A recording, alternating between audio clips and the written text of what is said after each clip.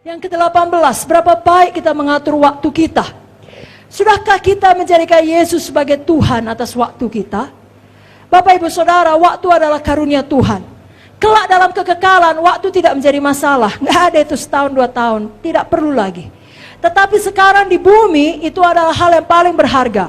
Karena waktu tidak dapat dibeli atau dipinjam. Dan Tuhan akan minta pertanggungan jawab atas penggunaan waktu kita. Kalau kita memboroskan separuh hari kita melakukan hal-hal yang tidak penting, maka akhirnya kita akan memboroskan separuh hidup kita. Memboroskan waktu sama dengan menyia-nyiakan hidup.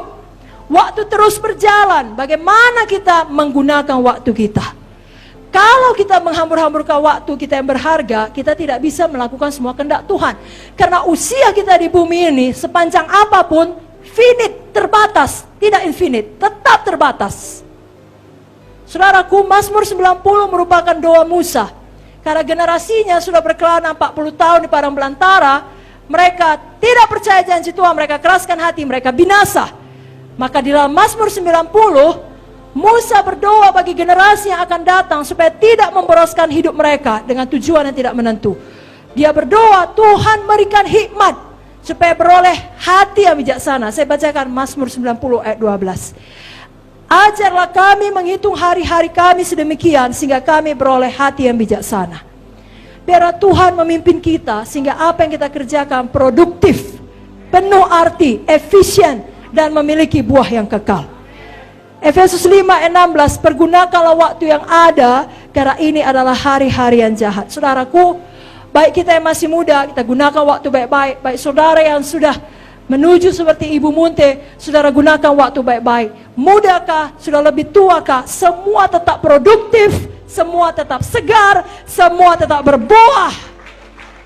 Amin. Karena Mazmur 92 ayat 15 mengatakan, pada masa tua pun mereka masih berbuah, menjadi gemuk dan segar.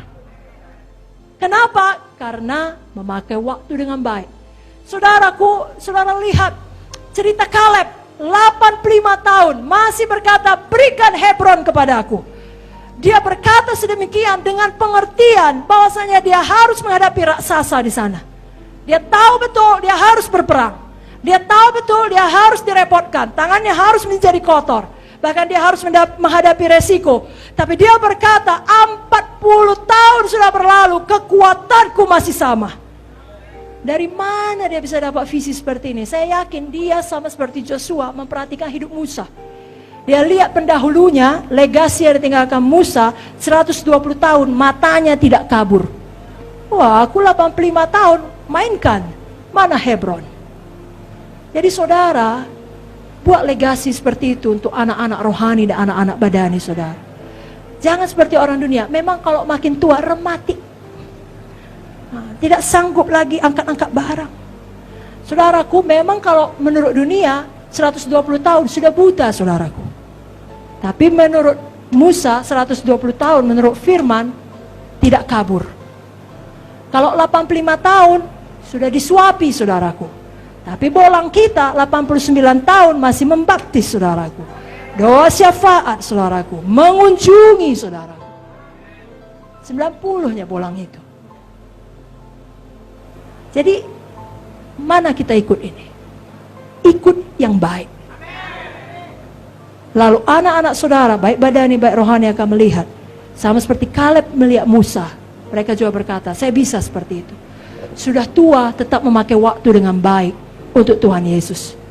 Bukan, aku menikmati masa tua. Sudah capek aku masa muda, habis menginjil mengunjungi. Sekarang masa tua, ongkang-ongkang kaki lah. Ya, itu pilihan kita. Hanya sekali kita hidup. Apa yang kita dapat di sorga dari apa yang kita lakukan di dunia ini. Jangan terikat dengan handphone, alat gadget lainnya. Dan sebaliknya sangat kurang merenungkan firman, sangat kurang berdoa, hanya sekedarnya. Kita harus kembali kepada hal yang mendasar, doa dan firman, doa dan firman, doa dan firman, doa dan firman. Tidak ada cara lain. Zoe tidak mungkin memenuhi kehidupan orang yang malas berdoa, malas merenungkan firman. Renungkan, bukan sekedar dibaca, renungkan. Seperti contoh tadi, sehingga waktu saudara nyapu pun, saudara hubungkan kepada firman. Cuci muka pun, hubungkan kepada firman. Berkendara pun, saudara nyanyi firman, nyanyi mazmur. Haleluya.